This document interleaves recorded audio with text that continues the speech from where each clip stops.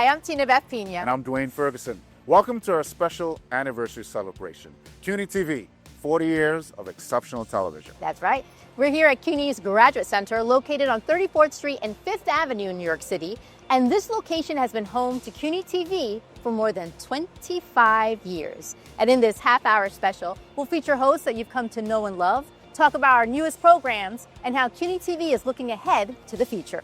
But first, here is the incomparable Tony Guider for a special look at some of the early history of CUNY TV. CUNY TV has reached middle age, 40 years old. Its proud history crosses paths with an iconic department store and the marvelous Mrs. Maisel. But we'll get to that. By the way, the station is actually a tad older than 40, but before 1985, there was precious little to see. Just a primitive logo, occasionally interrupted by what the Times called more or less random offerings at more or less random hours. You know what Mark Twain said about facts. Never let them get in the way of a good story. As I was saying, the piffle CUNY was presenting failed to impress the boss, University Chancellor Joseph Murphy. He demanded better. His vision was to have a television station where lifelong learning through quality television would bring a real sense of urban affairs, public affairs, and education to the population of the city. An ambitious goal for a fledgling TV station trying to fly with a skeletal staff and a trifling budget. There was, a kind of key issue. What are we going to show? Because we didn't have production facilities or staff that was adequate to produce all of our own programming. We only had as I recall, two full-time production people, on staff. So we had to get free programming. Like any crafty New Yorker, program director Brian Camp knew a guy or two. I had to beg, borrow, and cajole programming from wherever we could get that fit the educational mission of the university. Camp stocked the station's cupboard with a bushel of international programs, renowned programs that fell neatly into themes. We began the themed programming in the fall of 1985. On Mondays, listen to the opinions of world citizens like Bishop Desmond Tutu. Don't they care what they are doing to our dignity and our humanity? On Tuesdays, explore the changing high-tech world of science.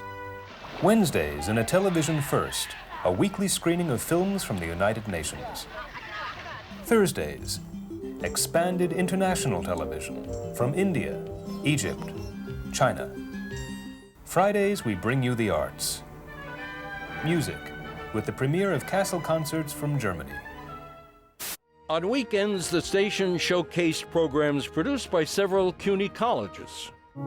The following program is brought to you by the Borough of Manhattan Community College, where the American dream still comes true.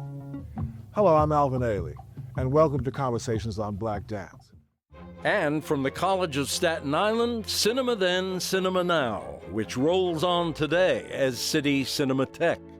Is to be a show that is about understanding cinema as an art form so that the great films of whether it be Orson Welles or Agnes Varda or Luis Buñuel can be seen in the northern Bronx and, along the shoreline in Queens to say, wow, I never heard of that movie before, but now I've heard these people talk about it and I thought it was fascinating. Maybe I didn't understand everything about it, but they helped me understand why I was so fascinated by it.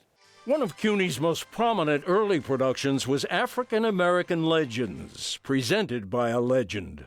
I am your host, Dr. Roscoe C. Brown, Jr. CUNY professor Roscoe Brown was a Tuskegee Airman, decorated with the Distinguished Flying Cross for heroism during World War II. His conversations profiled prominent African Americans in education, business, sports, politics, and the arts. It was something that really established who we were as African Americans, the culture. It gave the history. Audra West was a camera operator on the show. Later, she produced and directed it. Hearing the stories, I realized the richness in my culture. It was something to be proud of. It made me proud to work on the show. Pride was burgeoning as well in the halls of the young TV station. Cable lines had reached all 5 boroughs of the city. CUNY's audience, never massive, grew slowly but steadily. And down the road, a big change was coming. Remember that iconic department store I mentioned? It was B. Altman's, fashionable frillies in a landmark building at the corner of 34th and 5th. The marvelous Mrs. Maisel was a switchboard operator there. She went on to stardom. B. Altman's went broke. This was a once-in-a-lifetime opportunity. CUNY TV had been located in inadequate facilities on 42nd Street. This was the opportunity to create de novo a production studio. In 1999, the fledgling station migrated to its spacious new nest in the renovated Altman's building. Welcome to the premiere of Study with the Best. I'm Zyphus LeBron. And I'm Tomiko Carino. Each week, we'll focus on the people and the programs that make CUNY the diverse and distinct university that it is. So shows like Study with the Best, which showcased students, faculty, alumni, and wonderful programs at the university, were born because of the new home.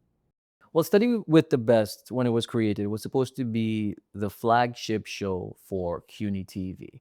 It was supposed to highlight the best that CUNY as a university had to offer, and also to show off the technical skills that CUNY TV had at the time, right? Skills like creating the station's first magazine program, shooting it on the city's swarming streets with hosts ad-libbing the script. Seems quaint now, but that had been uncharted territory for CUNY TV. How did it feel to be doing a show in New York, on New York television? It was very intimidating, I'm not gonna lie, but it was amazing.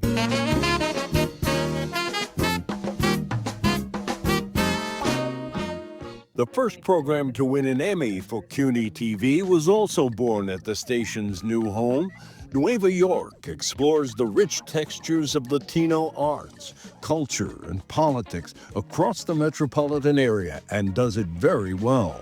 Over 20 years, the show has collected more Emmy Awards than any other CUNY series, and it shows no signs of slowing down. Chancellor Joseph Murphy hoped that, like his university, CUNY TV would grow to offer a curriculum of great ideas. Box checked with the birth of its new broadcast center. 24/7, CUNY TV presents programs that can illuminate and even inspire. Many of them the creations of venerable journalists, broadcasters, and public affairs experts attracted to work here by the station's enhanced production facility. CUNY TV has reached middle age. Perhaps it's time to create an official motto. How about 40 years of excellent public broadcasting without the pledge drives?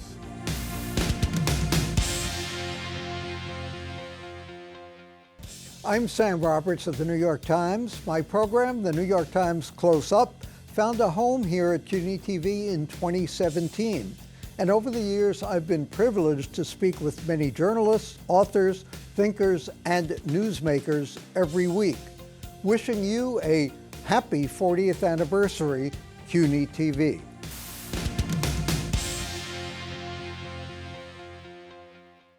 Over its 40-year history, CUNY TV has had only 4 executive directors leading the station. All of our bosses were terrific, of course, but one stands out for his impact on the programming and growth of CUNY TV, Robert Isaacson. Bob was with the station from the beginning and rose to the ranks to eventually lead it for almost 25 years. He hired much of the staff and hosts like me. Now let's hear from some of my colleagues, eminent journalists, educators, and TV personalities about what makes CUNY TV so special. CUNY TV is a little bit different than the other New York stations. If you're lucky enough to be a host, you have a great deal of freedom in the topics that you can explore. It's focused on public affairs. Whether it's politics, whether it's something that's happening in the arts, whether it's something that's happening in education. It's not commerce trying to sell you a product. We're doing something that no other New York City station does, and we do it well. What's different is time.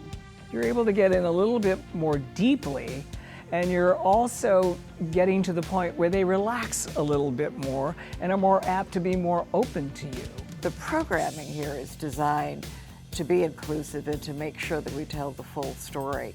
I love the diversity of voices, producers, individuals who are engaging in these conversations, and I love the fact that it's attached to an academic institution.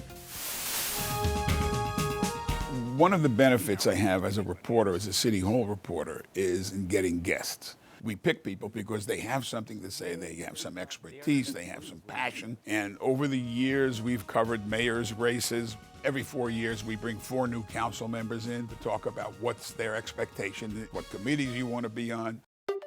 I have interviewed writers. One day before he received the Nobel Prize, we interviewed Mario Vargas Llosa. He gave us a delightful, personal interview of his work and his life. So we have had like the best of our Hispano-American culture. I sat down with best-selling author and poet Fred Joseph. When he read some of his poetry on the air, I mean, I choked up. It was just an incredibly powerful thing for me. In the most somber hours, when the world took its deepest breath, I sat beside her, staring at the slight crescent of her unhoused belly. For so long, I swore I heard a heartbeat, but it was actually planets collapsing in the cavities of my chest. The most memorable was, for personal reasons, when we interviewed Nikki Giovanni, wonderful, world-changing poet. We did not know that that was the last phase of her life, but to be able to have that reconnection, that was very impactful. For me, I've really stepped beyond the countries because I think that it's foolish. I think it's time that people who live on this planet recognize that it is the planet that's important, not any particular piece of land. CUNY's mission to elevate the community, no matter where you come from, is exactly what we're doing on Asian American life. We are, first of all, a group of veteran reporters who are part of the community. It is the voice of the community telling those stories of the community. In the late 2010s, I think it was, we started CityWorks, coming out of the School of Labor and Urban Studies as it was becoming a school of the CUNY system. It's been a show where we get to do what CUNY TV does so well, which is, a conversation with the community of professors, of students, of people active in the city, and we talk about our working lives. We do a slice of New York. There have been a lot of stories and a lot of people that I've met. There was a story that we did on City Island and the Oyster Reef Restoration Project. That's an area that's near and dear to me because I live in that area. It was just really special to get out on the water and tell that story. Welcome to Arts in the City. It's been so fun and such a pleasure to host Arts in the City and to get to do stories on the kinds of things that are happening here that really, I think in many ways, only happen here in New York. One of the programs was an interview that I had with the Tony-winning playwright David Henry Wong, who had an illustrious career but chose to write a play called Yellowface about the most humiliating and monumental flop that he had ever written. I asked him why he chose to look back on this flop. I think it is important as artists to give ourselves permission to fail. And so if you don't fail from time to time, you're probably not working hard enough. I had the ability to get a whole group of people, all ranges, to talk to them about their lives and what they want and what the things are that really motivate them and hopefully how they want to change the world. I arrived here in 2006 as Dean of the Calandra Institute. Alex is associated with the Calandra Institute. The show itself goes back to 1988. We've had some wonderful interviews along the way and wonderful encounters with a number of people in the Italian American community. I did an interview with Dr. Ruth Westheimer. She was wonderful, despite the fact that she was a refugee here from the Holocaust and had had some hard times in her life. But the fact that she had this wonderful attitude about life and that she was very honest. She was very honest about her past. She was very honest about her personal life. I'm somebody from my background, coming out of Nazi Germany. Being in this great country here, I was not afraid, and I ran a beautiful project, used that data for my doctoral dissertation. But for me, the most impactful interview was when I had the second chance to interview Chita Rivera. Interviewing a woman who is the quintessential Latina performer. She's the one that set the stage, literally and figuratively, for any Latina in media. One of the interviews that I liked most was with a woman named Linda Villarosa. She wrote a book that talked about the impact of racism on the health outcomes for African Americans and others. I thought that she had some profound and powerful insights.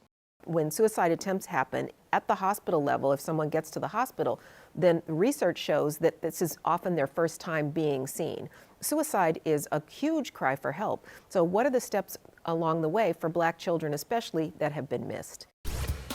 We did a show on Robert Brooks, who was a gentleman who was murdered in a correctional facility in New York State. It was a huge story people were talking about. And up until the point of our show, the father of Robert Brooks, Robert Ricks, had not been interviewed. No one heard from him. So we brought the father on for the first time to have a discussion about his son's death. I've done a number of specials while I've been here at CUNY TV, which has also been a real gift on all sorts of different topics, from the environment to financial aid issues. Most recently, I did a special called Her Story, and it was really terrific, I thought. We did it for Women's History Month, and we ended up sitting down with some of the trustees from CUNY and hearing their stories about how they got where they are and what their advice would be to young women starting out. And I thought it was really meaningful. When I went to college, I'm old, so I was a chemistry major, so many times after the freshman introductory classes, I was the only woman in my class. Sure. But, I always felt I could do anything and succeed at it. The beauty of the city is that it is open to the world. We are part of the community, and I think that is what makes CUNY TV special. This is a professional TV station. I like the fact that it is also representative of the New York population, as diverse as it is. CUNY TV reflects so much of what is the city and what the hopes and aspirations are for people. CUNY TV is a gem. There's no coincidence that's been around for 40 years, and it'll be no coincidence that it'll be around for 40 more.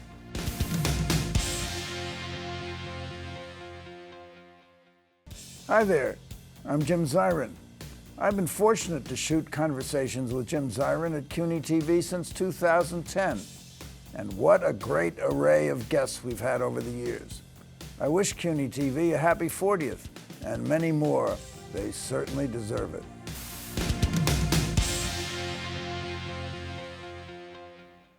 Some of the latest programs CUNY TV has created are focused on the university and its relationship with New York City and beyond. As we look to the future of television, our goal is to reach and inform the next generation. CUNY TV is turning 40 in 2025, and I'm honored to be at the helm as we mark this big milestone. We have received many awards throughout the years. We're very privileged. This is the most competitive market in the country. All of the shows that CUNY TV has produced throughout the 40 years are a testament to how great we're doing now and seeing how far we've come. It showcases everything that is wonderful about CUNY. The projects from our faculty and staff, the creativity from our students, all that energy, all that diversity, the entire New York City gets to have in their own living room through CUNY TV. On this episode, we begin a new series profiling Pulitzer Prize winners from the City University of New York. Every time I do one of these shows, man, I'm telling you, I go, wow, didn't know this person was a CUNY graduate, but I also didn't know that they went through all of this to get to who they are right now. The system is still outputting those brains, and those brains are giving back to the world. So that's, that's, I think, what the essence of our storytelling is. Hi, my name is Felix Matos Rodriguez, and I am Many chancellors of CUNY have had their own television show, so the chancellor's following in those footsteps. I get to interview members of the New York City community who are connected with CUNY, who have an impact in CUNY, and also it's been a wonderful way for me to get to know more of the members of the CUNY community. Today, we turn our attention to an essential yet often overlooked part of our planet, the oceans. Tria case takes care of 25 plus campuses and make sure that they're sustainable. Okay, make me look presentable. I am more of a behind-the-scenes person, so thinking about being in front of the camera was a little daunting. In 3, 2. But it has been an amazing, amazing experience. Here at CUNY TV, it is in-depth reporting on things that we probably should be talking a lot more about, but aren't necessarily. Within the university, we have several film schools, television schools, journalism programs. We're able to bring these stories produced by students, by faculty, by staff, and show them in our show. 3, 2, 1, mic and cue.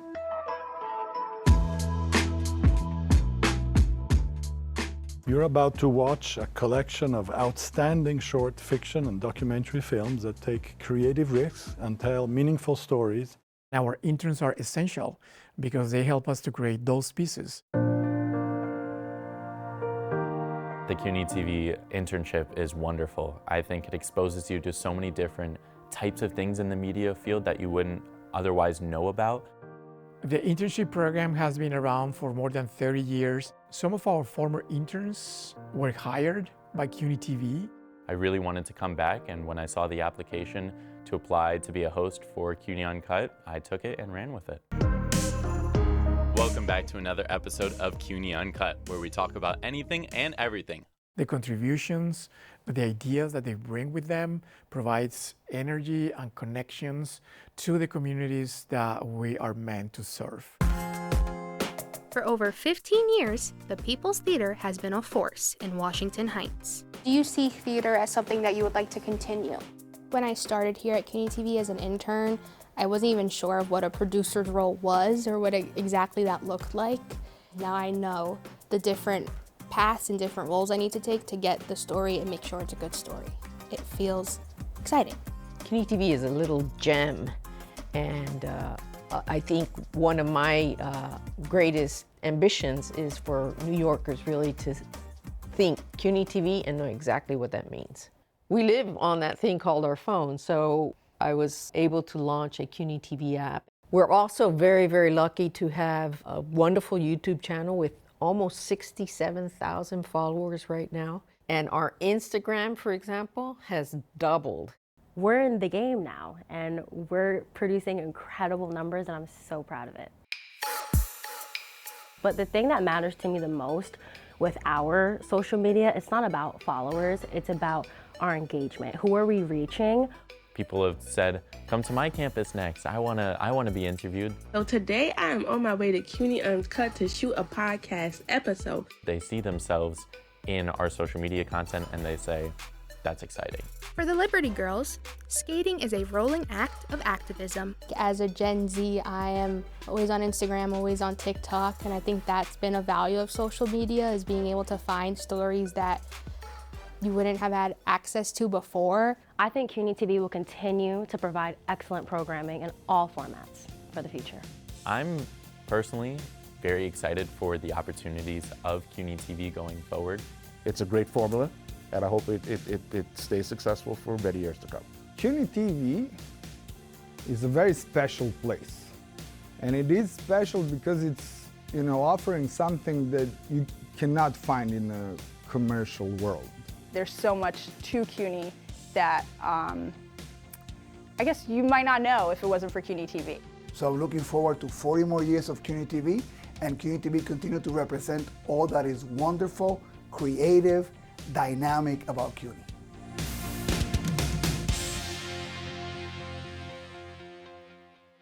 Hey CUNY TV, Neil deGrasse Tyson here, your personal astrophysicist. I just learned that you just completed your 40th trip around the sun.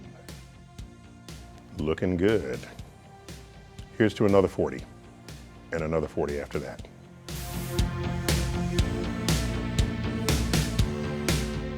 Well, that was our look back at 40 years of CUNY television. Please join us as we continue to celebrate with classic CUNY TV shows from our vault and New York Emmy Award-winning content. These special presentations will air Fridays through Sundays on CUNY TV through the end of 2025. Oh, and don't forget to download our CUNY TV app where you can watch all of our great programming on the go.